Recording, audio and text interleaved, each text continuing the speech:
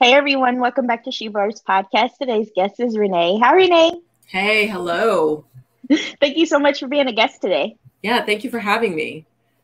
So can you tell our listeners what inspired you to work with families who are having obstacles with custody battles? Yeah, so to be specific, I help parents in a high conflict custody battle against Oh, usually an emotional abuser. oh Um, wow. yeah, and my background really, my story is such that I came to it through my own battle, Oh which wow. was, a good it was a while. It's like 3 years or so. And Wow. the background that led me to then become a custody coach the way that my own divorce coach helped me and changed the trajectory of my case Hmm. um, was, I have several years of strategy background, which is probably the biggest thing that lends itself to my work. Hmm. Um, the other thing is that I'm also a certified instructional designer and Hmm. a degree psychologist. So all of this together, I realized after I was done with my battle, made it so that I could also be a custody coach. My own divorce coach was looking at the materials that I was putting together, and she was saying, I've never seen anything like this. This is Hmm. amazing. You should be coaching. And I was kind of like, slow your roll. I have to get through the battle first. But she did put that idea in my head and made me pivot what I had been coaching and training on and made me realize I could really make an impact and help people knowing narcissistic abuse as I do, knowing how to teach people to be empowered and to partner with their lawyers rather than let their lawyers just go and take the lead and do whatever they usually do, Hmm. and just help people really take hold and take control of their custody case, not to be controlling, but to get control of their lives back. Yes, I love that you're doing that. So you mentioned is it high profile cases? High Is that what you said? conflict. High High conflict. conflict. Yeah. So, with high conflict cases, have you ever met any of the people? Of course, they're going to be scared. So, how do you get them out of that? Like, how do you get them to be on their own? Because I know a lot of people that are scared, they're not going to want to do that. They're going to be like, well, I'm scared of the other person. I'm scared that they may come after me, like Mhm. outside of court. So, Right. how would you deal with that? Like, how would you talk to your client about that? Well, each case has specific things going on. So there would be various things we'd recommend, but there is a foundational way to approach it. It's really, it comes down to, the blueprint that I've developed has three pillars to it. Two of them are obvious, and the third is what you're speaking to. The Hmm. two obvious things are strategy and evidence, right? And I Hmm. use my strategy background and my instructional design background for both of those things. The big thing that is equal to that others don't think about is what mindset. And under the Hmm. umbrella of mindset is dealing with that post separation abuse, Hmm. dealing with the anxiety that comes with being in a case. We talk to, and we end up helping mostly moms, but we help Hmm. dads as well. It's just that when it comes to the percentage, when statistically women are Hmm. far more likely to be abused than men, right? Yeah. Men are far more Yes. likely to be the abusers. That's not to Hmm. say the other doesn't happen. Hmm. So when I say moms, I mean dads too, but I'm mostly working with moms. Um, when they come in, the vast majority of our clients come in saying, I can't sleep. I'm Oh my scared I'm God. going to lose my kids. I'm anxious all day. Hmm. We work with parents, with moms who are saying, I wake up crying and I go to sleep crying, and I'm not trying to be dramatic here. That is my reality. And the way this affects them then is that they can't be present when they're with their kids, right? They're Hmm. walking on eggshells around their own children. Their minds are in their cases because their ex has threatened to take the children away instead of Oh. sat down in a sane way and said, look, here's how much time I was spending with the kids up Hmm. until our separation. So let's figure out how to make that same amount of time happen. Instead, they're kind of like, I want 50-50. I want Hmm. sole custody. Hmm. So they're also dealing with post separation abuse, right? So there's domestic violence by proxy, where they're being Hmm. abused through their kids. They're being disparaged to their kids. Hmm. Their ex is trying to turn the kids against them. And then there's post separation abuse, There's litigation abuse, which is part of post-separation abuse. There's financial abuse where they're trying to use litigation to, you know, make the moms go broke. And then there's just plain anxiety and post-traumatic stress disorder from having been abused or in some sort of a high conflict marriage or relationship, right? So we deal with that directly by using a lot of different methods to approach that anxiety, because if you go into court with that kind of anxiety, your ex uses that as a narrative against you. And I've seen it. It makes a mess of the case, and it can really mess up a healthier parent's case. Yeah, it really can. It reminds me of the Betty Broderick case, like everything that she was going through and what happened. Like this reminds me of that. Like it makes me scared to get married, honestly. But yeah, I understand exactly where you're coming from. So have you had any kids come to you and speak to you like about cases like this, like who are dealing with parents who can't get along? Like have they ever came to you, kids? We deal with the parents. We don't deal with the kids. So we deal with the healthier parent. Most of what we know about with kids is we stay on top of research, a lot of research. And that's what allows us to tell the parents, look, here's what we know statistically. Here's what kind of a schedule we know would work for your kids, right? Because when it comes to court, they throw out all these numbers that sound like, what does that mean? Like 223 and 5225 and this, that, and the other thing. What they're saying is this many days with this parent, then they switch to the other parent, then they switch back, and then they switch again, instead of simply having what's more traditional, which is called an 80-20, where 80% of a child's time is living with their primary caregiver, and then 20% of the time, which is usually every other weekend, plus maybe a midweek visit, right? Like after school pickup and have dinner. That's better statistically for children, quite frankly, when the two parents are conflicted. So it's not that we need to speak with the children so much as work with the parent and help the parent be as good a parent as they can while they're going through this battle, and just prepare for the battle. I love that method. So can you tell us how your workshops helps others, and like discuss a little bit about your workshops? Yeah, I'm happy to. We love what we've put together.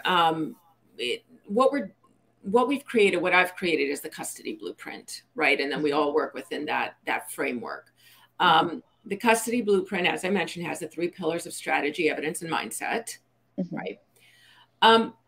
The best way that we work with people is they come in and they work with us for about 9 weeks, and it's very intensive. And what you're doing is you're building your case from A to Z, right? You're coming in and using those 3 pillars. You're building a case that's stronger than your lawyer could build on their own. And in that, we're teaching you how to partner with your lawyer rather than just take them at what they're telling you to do. Lawyers love the kind of stuff that our clients are handing to them, and it increases their chances of winning so much. In 2020, we had a 100% success rate with the blueprint. And in 2021, we had a 94.9% success rate. So it's astounding what can be done when you're willing to say, all right, I'm going to have to do the work. I'm going to have to gather all of this evidence. How do I do that? So we help you figure out, how do you organize your evidence? But then what do you select and how do you present it? Because that's really the key. Right? How do you work with your lawyer to present it? How do you present it to the court professionals? The strategy is something you're developing along the way. I can't tell you, Brooke, how many parents have come to us and we've said, well, what's the strategy? What's your lawyer's strategy? And they're like, I don't know. I don't know if you have a strategy, to be honest with you. And that's just bad, right? You can't do that. So we help them figure out what the strategy is. We look at what they're bringing us and we say, okay, what if we did this, this, this, and this? Take these things to your lawyer. I think this is the key. I think this is how you nail this and how you nail him, right? And we're not looking to annihilate the other parent or destroy them, but we are looking to get the kids to a point where they're getting what they're used to having and even a better life. Right. Yeah. And then with the mindset, that's the other piece is we help you tell your story in a way that isn't about bad mouthing the other parent, but it's about a way of saying, look, I'm the healthier parent. I'm the primary caregiver. This is what my kids need. which is hard to do when the entire court system keeps goading you to try to badmouth the other parent. So we teach you how to do that and not fall into those traps. I love that workshop. So I do have a question. Have you ever worked with both parents? Like both the father and you? It's only always one of them? Absolutely not. No, because that's because of who we work with. So we specifically work with emotionally abused and physically abused parents. The majority of them are emotionally abused. A lot of them are a combination of the two, right? So this is a special group of people who are usually suffering from narcissistic abuse or some other type of cluster B personality disordered abuse. And so when they come to us, we're working with them because this is what we see a lot of in the courts. These are the ones who are sent to the courts because 92% of divorces and separations, the parenting plan is decided between the two of them. Maybe they do arbitration with lawyers, but they get it done. So there's really only 5 to 8% of cases that do end up in family court. And these are the ones that have to do with a high conflict personality, being one parent. We will not help an abusive parent. So we're always helping an abused parent, you know, an emotionally beleaguered parent to get in there and show the court what it was like to live with this person, what that person is like truly as a parent, and just make sure that the kids are getting the best deal here, right? That their lives at peace, but also that the mom or dad stops being abused post-separation. Yeah, that's good. So I do have another question. One more question. So with the abusive parent, like, do you all still try to get them half custody, even though they're abusive to their other spouse? Like, what if they're abusive to the kid as well? Like, how does that work? Like, do you try to get them away from that parent or? So we don't go in trying to take children away from parents. No. But what we do is we help the healthier parent to show the court what the real truth is. And then it's really in the court's hands after that. And if the courts make a bad decision, then we're helping with an appeal, right? But to say, I mean, you know, one could boil it down and say, well, in a way, you are keeping them from the other parent. That's not what we go in to do. But when we do all of our fact finding, we look at the hard evidence and not just the story that's being told, because we ask for everything they've got, right? Then when we're looking at that, we can pretty clearly see what's really going on. And then what we're doing is we're trying to help the parent. We usually make very specific recommendations about, here's what we want you to take to the court. We think this could be 50-50, but he needs to have this, this, and this in line. And we know that the courts will approve of this and grant this if you're able to prove this, which you have clear evidence that shows that that is exactly what's going on here. So show this to the courts so that they can put this in place. We do know that statistically speaking, that 50-50, there's all these studies that say that 50-50 is okay for the kids. In fact, it's great. That's only true, first off, in specific situations, but absolutely 100% of the time, only if the parents get along. And we're dealing with, when people come to us, that is not what's going on. There's abuse going on. There's control. There's manipulation. There's gaslighting, right? So 50-50, the studies absolutely show that it does not work in that situation, right? So we're fighting fathers' rights groups. We're fighting mothers' rights groups instead of child's rights groups, right? Yes. And the reality of it is, most of the time, what we would like to see based on the evidence, because we screen clients very carefully before we will work with them. First off, we don't want anybody spending money on us when they're already spending money on a case if we know we cannot or aren't sure we can help them, right? Second off, we're not going to help somebody who is the abuser, right? So when we're looking at all of this evidence and we're putting all of this stuff together, we do find that we would like to see that parent get 80-20 because of how often the parent comes to us and says, look, it's always been this way. Because really what it boils down to, Brooke, is the kids should be getting what they've always been getting. And if you've got an abusive parent, some of them, you know, like a lot of the moms I'm working with in our latest cohort, their dad, you know, their exes, the dads, couldn't be bothered to do much more than take them for a bike ride on the weekends. So why should they have 50-50? Exactly.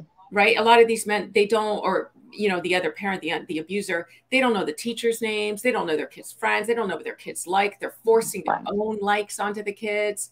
Why should it be 50-50 if it was never 50-50 before? If it was more 90-10, and now we're saying, well, okay, but we got to go 80-20 and at least give them this. And that's still more than they ever had before. And once they start having that, they leave the kids with a babysitter or a family member or in front of the TV and that type of thing. It's already more time than they had before.